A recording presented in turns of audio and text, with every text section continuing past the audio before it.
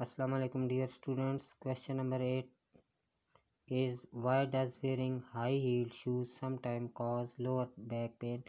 के कभी कभार जो हम हाई हील्ड शूज़ पहनते हैं वो कभी कभार हमारे कमर के बैक हिस्से में लोअर बैक पेन का सबब क्यों बनते हैं? तो आंसर इज़ कि it totally depends on centre of mass of a body. Centre of mass of a body पे स्टेबिलिटी, किसी बॉडी की स्टेबिलिटी जो है वो सेंटर ऑफ मास पे डिपेंड करती है।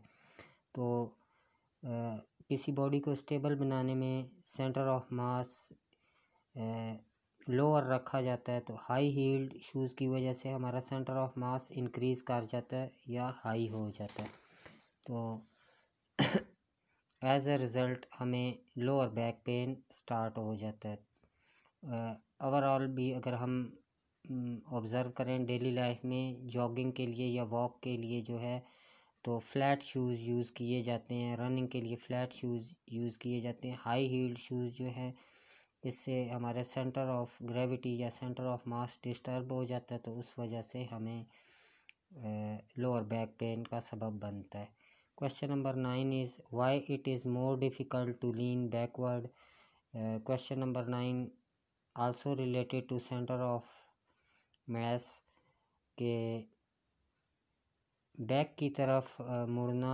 Y it is more difficult to lean backward means के बैकवर्ड झुकना क्यों डिफ़िकल्ट है। It is more difficult to lean backward due to structure of our body. हमारे बॉडी के स्ट्रक्चर पे डिपेंड करता है, हमारी बॉडी के शेप पे डिपेंड करता है। हम जितने भी रोज़मर्रा ज़िंदगी में एक्शंस परफॉर्म करते हैं वो टुवर्ड्स ग्रेविटी नहीं बल्कि अपोजिट टू ग्रेविटी और हम परफॉर्म करते हैं। तो जब हम बैक की तरफ झुकेंगे तो हमारा सेंटर ऑफ मास जो है वो ग्रेविटी के नज़दीक हो जाएगा।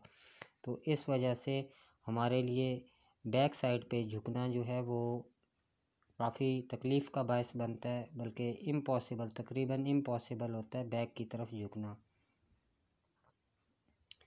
Question number 10 is can a single force be applied to a body change both its translational and rotational motion.